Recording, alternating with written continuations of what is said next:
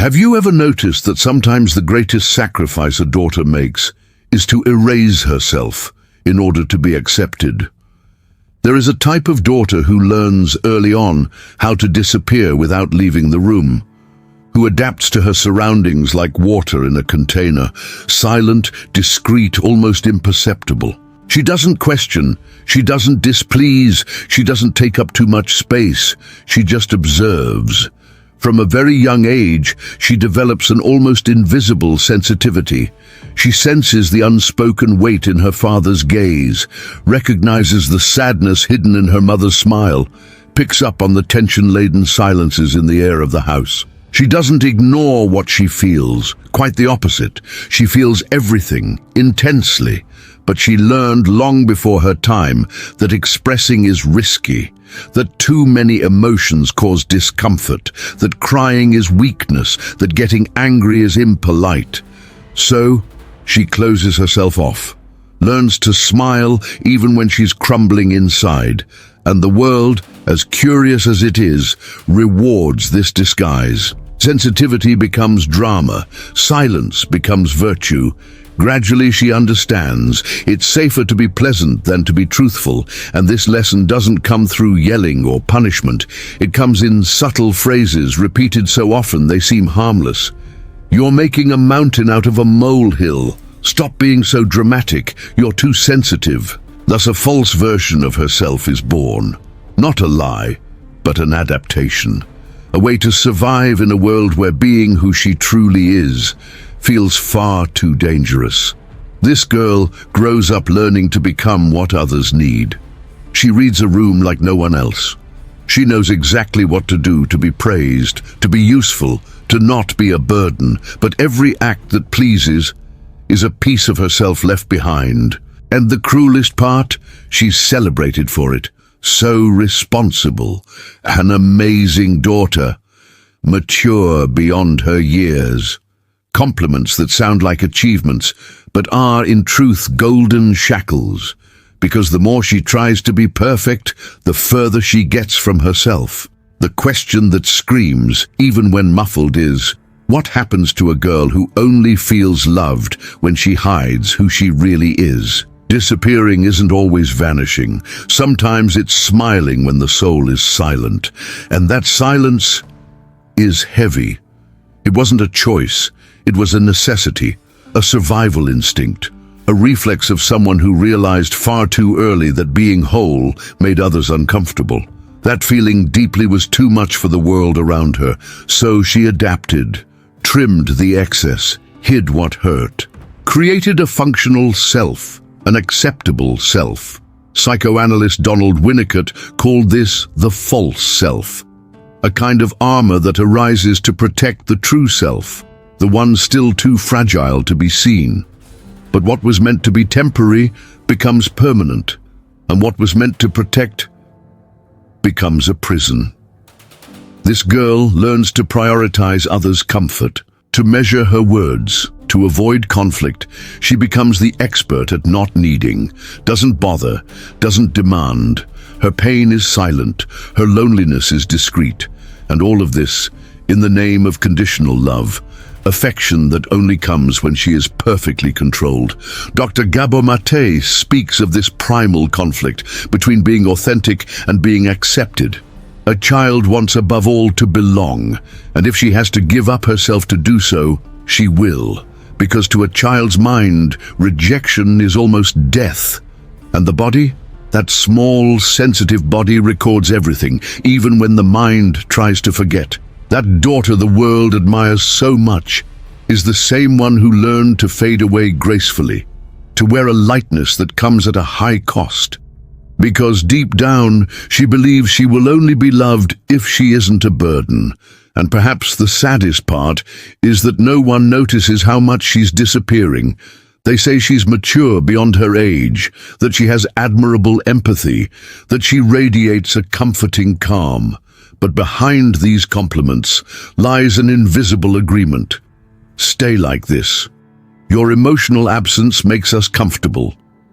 Being good in this context became synonymous with being less intense, less truthful, less disruptive, and what's genuine in her is gradually silenced, not because someone wanted to extinguish her light, but because truly shining demanded too much from those around her. So she doesn't pretend, she just stops showing herself until one day, she no longer knows if the smile on her face is real or just an automatic response, sculpted by the habit of pleasing. And when the soul stays silent for too long, the body begins to speak. She seems balanced, always serene, always capable. But inside, a silent crack deepens. She wakes up tired even after a full night's sleep, feels guilty when she rests, and relaxing becomes nearly impossible. Her body is in a constant state of alert, even when everything seems calm. The most confusing part? There's no visible trauma, no big event to justify such inner tension. It's a diffuse, subtle, but ever-present suffering. And maybe that's the cruelest part, not being able to name what hurts, because the body never forgets what the mind tried to bury. Medicine has already shown that emotions left unexpressed don't disappear. They hide, they accumulate in unexplained pains, shortness of breath, sleepless nights, sluggish intestines, weakened immunity. The body archives every swallowed tear, every silenced scream. It becomes the secret diary of everything that was never allowed to be said. Psychiatrist Judith Herman called this the betrayal of the body, when the mind does everything to move on, but the body insists on remembering. The girl who swallowed her anger grows up with headaches that no medication can cure. The one who was always easy to handle is overtaken by anxiety attacks that come out of nowhere. It's not drama. It's not exaggeration. It's the nervous system begging for rest after years of living in survival mode. She was trained to decipher faces, tones of voice, the slightest gestures. She developed such a precise emotional radar that she's constantly scanning her environment. Hypervigilance became her default state, and when finally everything seems calm, the collapse comes. Because external peace never meant emotional safety, everything she never said, her body stored. And this is not a metaphor. It's physiology. When a child understands that showing her feelings is dangerous, the whole body adapts to that logic. It's not just psychological, it's structural. Unexpressed emotion becomes muscle tension, hormonal imbalance, restricted breathing. Feeling becomes a threat. And the body, loyal to the instinct of self-protection, learns to go silent. But that silence is raw tension. She doesn't explode, she doesn't break down, she cracks inside. And the body, which should be a shelter, becomes a prison. Then comes the question that cuts like a knife. Who benefits when girls learn to erase themselves? The daughter who doesn't disagree, who doesn't ask, who doesn't assert herself is convenient. For the parents, for the school, for the workplace. She's the one who keeps things in order, avoids conflict, eases tension, but that convenience comes at a cost, her truth. At the core of this mechanism lies conditional love, affection that only comes when she behaves the right way, when she pleases, when she performs. From an early age, she learns a dangerous formula. The more I adjust, the more I am loved. The more I erase myself, the more I am valued. She is rewarded for giving, applauded for yielding, but the love she receives doesn't see her. It uses her. She is not seen as a whole person. With desires, limits, needs, she becomes a mirror, reflecting what others want to see. A moldable container to satisfy expectations. Never a free, spontaneous, imperfect being. And this isn't accidental. It's the result of an entire system. Culture, subtly and persistently, reinforces this logic everywhere. In literature, in music, in films, in the stories we tell our daughters. The feminine ideal is still the one who waits, who cares, who understands, who adapts. The right woman is the one who doesn't make waves, and when a woman dares to be whole, she is labeled, she is judged, difficult, dramatic, unstable, inconvenient.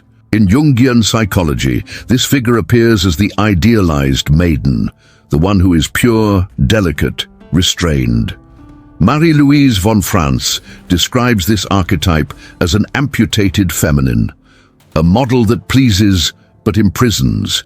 And for a woman to truly become whole, she will have to break that mold, to have the courage to displease, to frustrate expectations, to say no. Dismantling what always seemed to work takes courage, because in a world that rewards obedience, being yourself is seen as an act of rebellion and labeled selfishness. The hard truth, the good girl doesn't disappear on her own. She is shaped, rewarded, encouraged to vanish. She is trained to fit in, to be light, to not weigh anything down. And this training is upheld by a culture that doesn't know how to deal with women who say no, who don't explain themselves, who take up space without lowering their eyes or asking permission. And when this woman begins to awaken, the world reacts with discomfort, with surprise, with disapproval, as if something were wrong. But what truly broke was the lie. The illusion that she needed to disappear in order to be loved. And then a cutting question arises. What happens when being who you are might mean losing the love that sustained you? This is the wound that burns inside many good daughters. They didn't disappear by choice. They disappeared to fit, and the more they were celebrated for it, the harder it became to return. Sartre said we are sculpted by the gaze of others, but what if those eyes demand that we renounce what is essential? When love only comes if we present a censored, tamed, edited version of ourselves. And then a cruel dilemma is born. If I am authentic, I might be abandoned, but if I adapt, I cease to exist. Kierkegaard called this silent despair, the state of someone who keeps smiling, even after losing herself in the process. The good daughter becomes a master at reading the room. She picks up on expressions, tones, atmospheres. What seems like empathy is often just fear. Fear of disappointing, of breaking bonds, of being alone. Because being truthful in this context isn't just hard, it's dangerous. Being authentic challenges the fragile balance of relationships. It exposes unspoken exchanges. It questions the invisible pacts that uphold bonds based on performance, not truth.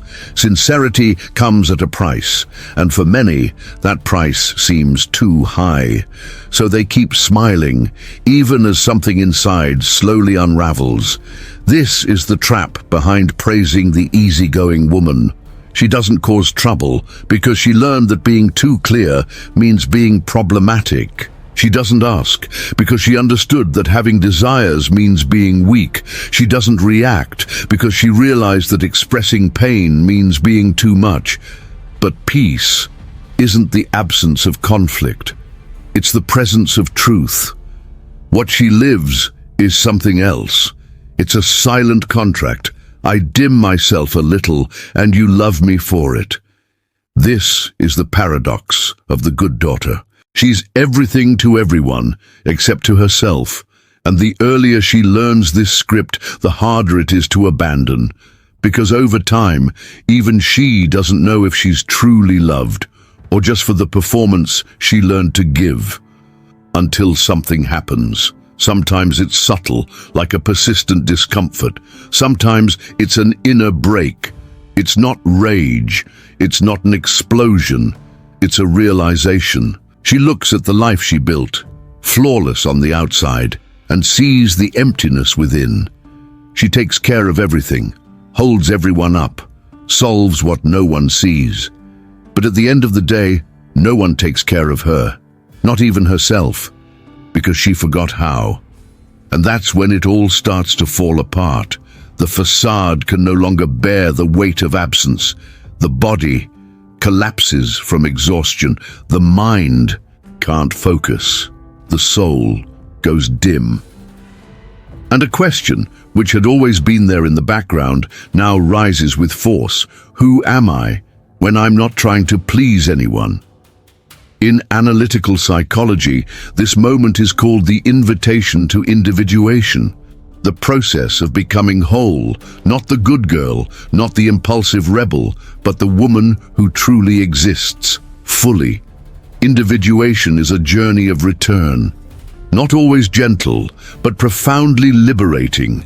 It's the journey of someone who dares to step out of the script, who chooses to relearn how to feel without apologizing for it. Unlearning becomes an act of freedom.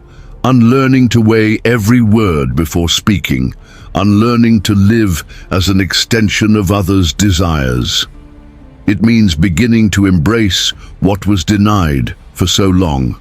The anger that pulses, the desire that burns, the no that must exist, the boundary that protects, the exhaustion that screams. Not as flaws, but as legitimate parts of a whole woman. This awakening doesn't usually come as a storm. Sometimes it begins in a tiny gesture, a whispered but firm no. A decision made in silence but made for herself. A simple, I'm not going to explain, and that alone is everything. Little by little she stops asking for permission to exist, and in that quiet yet deeply revolutionary act, she begins to truly settle into her own life. She will still be sweet, but by choice, not obligation. She will still be empathetic, but now with boundaries. She will still know how to love, but without abandoning herself in the process. The world might not understand, it might criticize, it might try to push her back into her old place, but this time she won't sacrifice her truth for belonging, because now she belongs to herself. Being easy to love is not the same as being truly seen. Being pleasant is not the same as being authentic. If something here touched you, maybe your awakening has already begun. Even if it still feels confusing, even if you don't know exactly where to start again, there is one first step that changes everything. Stop apologizing for existing fully. With courage and tenderness, the girl who once learned to hide begins to return, not to fit into someone else's world, but finally to inhabit her own body, her own story, her own being. And now I ask you, in which moments of your life did you feel like you had to disappear to be accepted? Share it in the comments. Your story might be the mirror another woman needs to recognize herself and begin, too, to return to herself. Subscribe to the channel and leave your like. See you in the next video, and take care.